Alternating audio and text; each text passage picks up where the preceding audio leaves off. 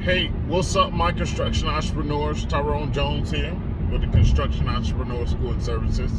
Been a while trying to get back on this video thing, but just really finding it hard to land some substantial projects. The market is, like I said before, it's a weird time in the market right now. Seems like it. Been bidding quite a bit of concrete work lately on the books, but really haven't been landing anything to the normal ratio that you would expect. Talking with other estimators, other owners within the industry, it seemed like everyone is facing it that I know of in that circle here in Southern California. I don't know, if every contractor is dealing with this, but the market seems very, very cheap right now. What I mean by that is that people are it seems like people are doing jobs, very, very almost at cost. It almost is forcing us other contractors to also consider, going closer and closer to an at-cost job, which is not good. And it's a lot of work out here. I mean, it is a ton of work out here. I'm not finding it hard to bid on, jobs. I mean, there's a bunch of work out here. So I don't really understand why. Maybe it's because of the COVID and people want to get, a backlog of work. But, taking on a backlog of work at a lower price point or a at cost price point can cost you.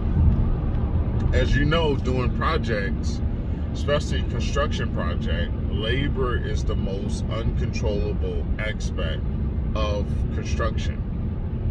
You can really, things go wrong several days. You can see a major hit to your bottom line in regards to labor. So going into these jobs and just, tearing it low is just crazy.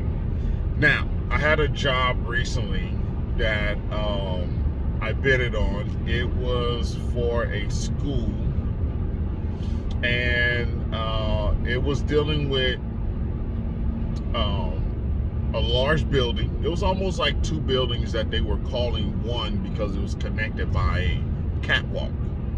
So in this building, I had a very intricate foundation. I was dealing with a lot of stem walls, so I had a footing, like a box footing at the bottom or a square footing, and then on top of that footing, I had stem walls, and those stem walls went all the way up above grade, right? Some people call them curbs, some people call them stem walls, but we're going to refer to them as stem walls. So the stem walls went up above grade, and on each side of the stem wall, depending on what type of room was there, that part of the stem wall was at a different level. So it notched down, right? So you may have a bathroom on one side, a bathroom gets depressed. And then there's another room on the other side where that one is 2 inches higher. So I had all these various stem walls of various width and height, right? And height on different sides of it throughout the entire building. Very intricate project. So as these stem walls come up, that means that the slab inside gets poured up to the stem wall.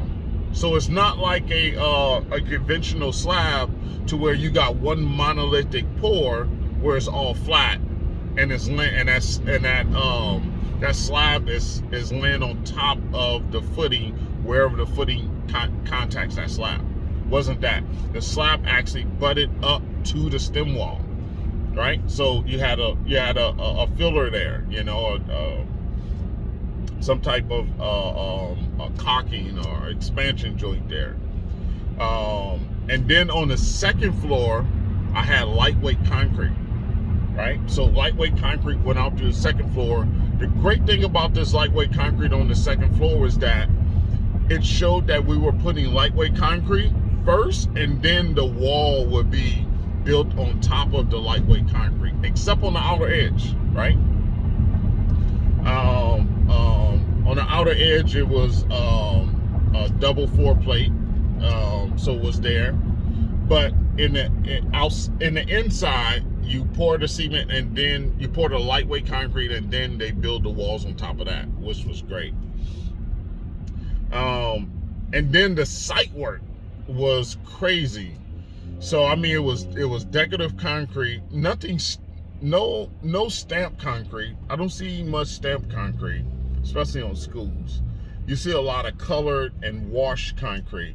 So there was a lot of washed colored concrete on this project, and saw cut designs, right? They were tooled and saw cut. So this total job came in at just under $1 million, or maybe just over. I think it was just over $1 million for the total project. Submit my bid. Waited a week to because this was a lease-back project. We'll talk about lease-back projects later. This was a lease-back project, so a construction manager had this project as their project, so it was not a project that was just bidded out to everyone. That construction manager, that lease-back construction manager, sends that bid out to whom they want to. Okay. Now, another thing about the lease-back program that you got to understand is that it requires you to have a certain type of labor force that is certified journeyman. That means that your journeyman, not that you just call them a journeyman, that these journeymen has went through a program to become a journeyman. Okay, they went through training. Okay, you need to have those type of journeymen on that job, and then of course you got to meet the journeyman to apprentice ratio, right? So, saw cut designs everywhere on this. I mean, the concrete is just there's concrete benches, you know, benches out of concrete. There's steel benches, which we don't deal with. There is sticking edges around. There's curbs. There's a curb around. There's a slab underneath the playground mat. There's a curb around the playground mat. There's a sidewalk around the curb. I mean, there's planter boxes, raised planter boxes, planter walls. I mean, it was a lot. So it came out to just over $1 million for this project. I asked the senior estimator that I submitted the bid to, well, you know, how did I fare up, you know? And I came in 3rd place, and I was 2.5% higher than the lowest bidder. Do the math on $1 million job. Okay. So that was a tight bid, but you know, you go into these jobs as tight as you can, and really on these public works, you know, within that area, everyone is dealing with the same rates, pretty much. You know, everyone's dealing with the same rates. Everyone is pretty much dealing with the same type of cement pricing for the most part. You know, some ready-mix suppliers may be cheaper than others. You try to go with the most reasonably priced and quality product. Don't want to get something out there that, you know, just constantly you're getting bad batches of concrete with a ready-mix supplier. Steel, you know, pretty much everyone, you know, you go with a third-party rod buster company, so you get their price because it's too much steel for you to be doing in-house on those type of projects. Oh man, it looks like there's an accident up here. Yeah, it's just too much steel for you to do in-house. So so a lot of us is getting, steel prices from the average person. You go outside the average person, you definitely will probably get a lot lower cost if they're not used to doing projects like this with the, how many phases, the different steps that are involved on returning to the job on those type of projects. But I lost that one, man. I got quite a bit of estimates I want to give, stories on how they turned out, how they landed, but I need to give it a little bit more time before I express those prices and who I was bidding against and things like that. Need to be still fair within the market. But it is it's a very, very tough market right now, and I'm now looking at non-prevailing projects. So I got a church I'm bidding on right now. That's a non-prevailing. A general contractor has been selected for that project, so I'm not bidding against other generals. I'm just bidding against other subs on that particular project, which is great. You want to look for those projects where you can cut down the competition for the general contractor that you're submitting a bid to. Also too, I have to look out for projects where there's self-performers on these projects. With these self-performers being on these projects, that means that for the general contractors that I submit a bid to, they don't perform any of the work in-house. They basically are a coordinator.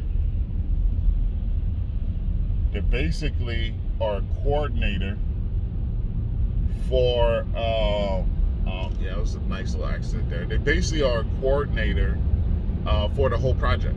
They basically take in all the sub bids, kind of like a GC for a residential project. Now, a self-performer is a general contractor, a GC, that does a select amount of trades in-house. So instead of being a GC that you only accept sub bids, you do no other work in-house, then you got GCs that may do concrete and HVAC in-house. They may do drywall and framing in-house. They may do concrete, drywall, and framing in-house. And those general contractors fare up on these jobs pretty fair. They most likely, anytime you see a self-performing general contractor on the bid list, the self-performers will most likely be bidding against each other, and everyone else will most likely, it would be a tough time trying to compete against self-performers, because self-performers, one, they're getting they're showing a break because they're doing the work in-house, so it's less of a markup. So you don't have a double markup on that particular task or that particular trade. So that's an advantage, and that means that the generals that are just accepting sub bids, they need to lower their profit margin quite a bit anytime they have a project where self-performers are bidding on. Now, looking at the bid list with self-performers on it as a subcontractor that's submitting to GCs that take subcontractor bids, is you really have to be careful, because like I said, there's a great chance that self-performer will get the job, right? You don't know what that GC that you're submitting a bid to, if they are going to diminish their profit margins because they notice self-performers are listed on the bid list. Now, just because you're listed, that don't mean that you're bidding on it, right? But for the jobs where it's a mandatory job walk or it's a pre-qualification, then that bid list is sealed in concrete. That's who's bidding on the job. That's who's approved to bid on the job. But so I gotta look out for those too. So I'm starting to focus on non-prevailing projects, which makes me a little leery, because on the non-prevailing projects, the general contractor does not have to list their subcontractor. What does that mean for me as a subcontractor? That means that I can give a general a bid. They can use my number, right? Get the project with my number and everyone else's number. And if they get it, they can actually contact their favorite concrete guy and say, hey, can you do this project for, $430,000? Can you do this project for this price? This is the price that I submitted. Can you do it for this price? And they say, you know what? Yep, I can. And that means that I don't get the project. So on public works side, if I submit a bid, I am the lowest bidder, and you want to use my number, either you need to list me or you need to bid shop me and have someone else, but you have to list someone there. You cannot list someone and then use someone else. So it's a tighter market to fight on that type of error on, because all that information is public now. We get to see who you list as a subcontractor. So if I see myself there and then you don't call me when this project starts, I can file a complaint. I can get that job back on my books by filing paperwork. So that's the deal with the public works versus non-prevailing, right? So dealing with the non-prevailing, have to be careful with who or what type of projects that we're bidding on against. All right, that's enough rambling this morning. I wanted to make contact with you guys. It's been a while since I did a video. Hey, I also want to share with you guys that now posted, if you're looking to get your contractor's license, we have done an in-house financing program, okay? The cost per month, you can get your license by paying per month $217.50 for a 4-month period, and you can get your license. You can have the tuition paid for the school for your license course. So everyone that was on the fence about just forking out $800 for the license course, well, that time is over. You should not be held back anymore. Check us out. Go to the website. There'll be a link down below. If you're looking to get your contractor's license for 2021, you need to go and visit the website. You need to go look that out. You need to go check that out. You need to look at the facts there and the guidelines. And there is a questionnaire. Okay, we do have to ask some questions. But now we're not doing a credit check. We're not running a soft credit check, hard credit check. We're not doing any of that stuff. Check out the questions that we're asking. Answer them. Fill out the form. It'll get submitted. Someone will review it, give you a call. They have other questions. They ask you questions, and then you'll receive an approval or not approved email in regards to the in-house financing. So this is definitely a new program, and we'll see how it all rolls out, and see how many people we can help here. So if you have been on the fence because of money, now's the time to get your license for 2021. And remember, the infrastructure bill is coming down, so there's about to be a ton of work. Go get some of this work.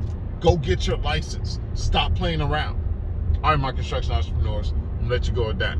Hustle hard, then hustle harder. Catch you on the next one.